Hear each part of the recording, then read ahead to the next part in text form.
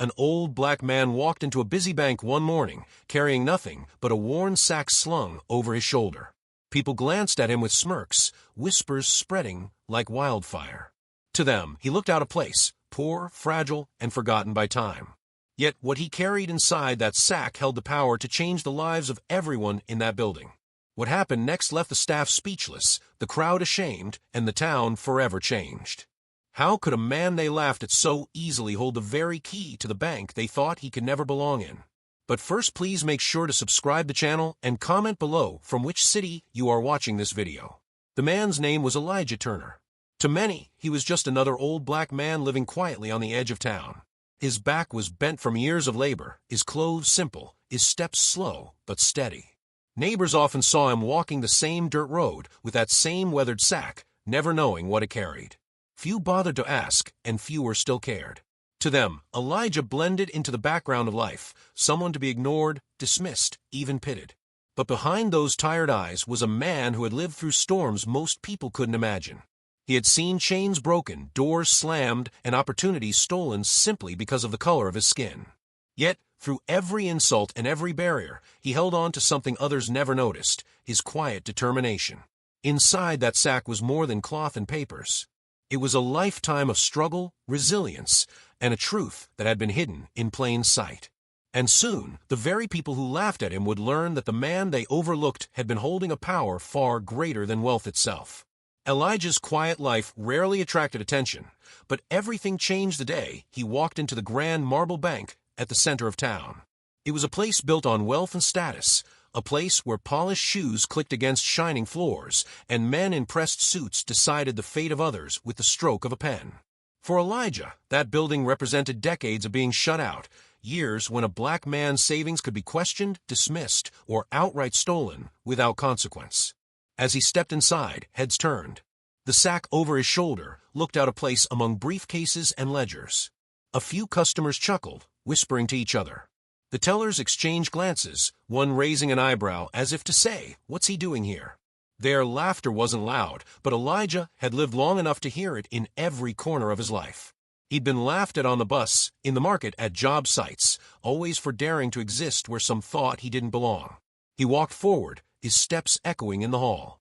At the counter, he set the sack down gently. The teller looked at it with disgust, wrinkling her nose. "Sir, this isn't a place for that," her eyes seemed to say without words. Behind him, a man in line muttered something under his breath. Another laughed openly, shaking his head. The room was alive with quiet mockery. But Elijah didn't flinch. He had seen far worse than sneers. Inside that sack lay documents older than most of the people in the room, deeds, records, and proof of a history that no one wanted to acknowledge. He asked to speak to the bank manager, his voice calm, almost too calm for the rising tension around him. The request only fueled more smirks. To them, he was wasting time. The security guard shifted uneasily, watching him closely, as if he were a threat. Whispers swelled. What could he possibly want? Does he think he has money here? Minutes stretched. When the manager finally appeared, tall and polished in his tailored suit, he barely glanced at Elijah before addressing him with the kind of cold courtesy reserved for unwanted guests. Yet Elijah stood his ground, his hand resting on the sack, eyes steady, filled with a resolve the others couldn't see.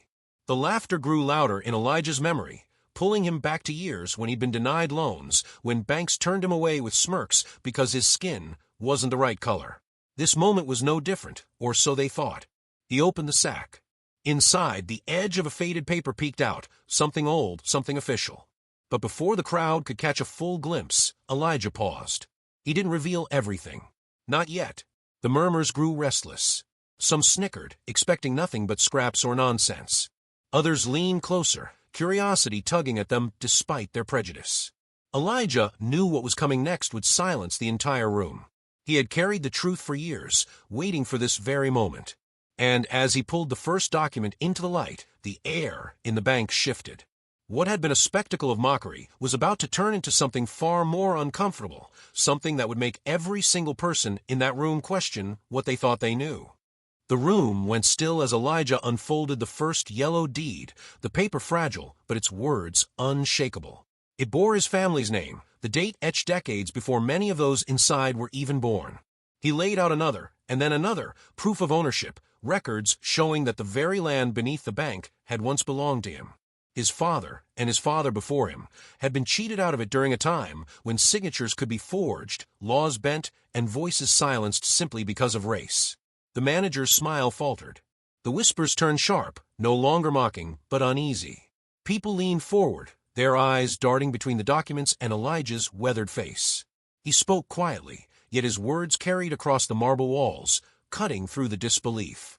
The land, the foundation of this bank, was his by blood and by right. But as the truth spilled out, so did the ugliness. One man scoffed loudly, insisting Elijah was delusional. Another customer muttered that people like him were always looking for handouts. The security guard stepped closer, his hand brushing his holster as though Elijah's sack carried a weapon instead of the truth. The weight of history pressed down on Elijah's shoulders, but still he didn't waver. For years, the system had stolen his family's wealth, erasing their name from deeds and ledgers. Now here he was, an old black man in a bank full of doubters, holding evidence they could no longer ignore. The manager's face drained of color as he realized the papers were real. Every eye in the room widened, every smirk faded, as if centuries of injustice had suddenly been laid bare in their hands. And yet, the question lingered in the heavy silence. Would they acknowledge the truth, or bury it once again? The bank was silent. The same people who laughed at Elijah now sat in stunned disbelief, confronted by evidence that couldn't be mocked away.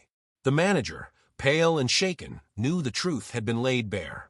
There were no more smirks, no more whispers, only the heavy realization that the man they dismissed had carried history itself into the room. In the days that followed, the story spread through the town. Some tried to downplay it, calling it old news. Others whispered of shame, embarrassed that they had ridiculed a man who had every right to stand taller than all of them. The bank could not erase the documents. They could not erase Elijah's name. What had been hidden in his sack was now etched into public memory, a reminder of what had been stolen and who had been silenced. For Elijah, it wasn't about money or revenge. It was about dignity. It was about proving that his family's legacy could not be erased by prejudice, laughter, or lies. Walking back down that same dirt road with his sack empty, he carried something far heavier than paper. He carried justice, even if imperfect, even if delayed. And yet, his story is not just his own. Across generations, countless others have been denied, mocked, and cheated, their names stripped from land, opportunity, and history. Elijah's moment forces us to ask, how many more truths lie buried beneath marble floors and polished smiles? The next time we see someone dismissed, laughed at, or pushed aside because of the color of their skin, will we remember Elijah and recognize the weight of what they carry? Because sometimes the person we overlook is the one holding the truth that can change everything.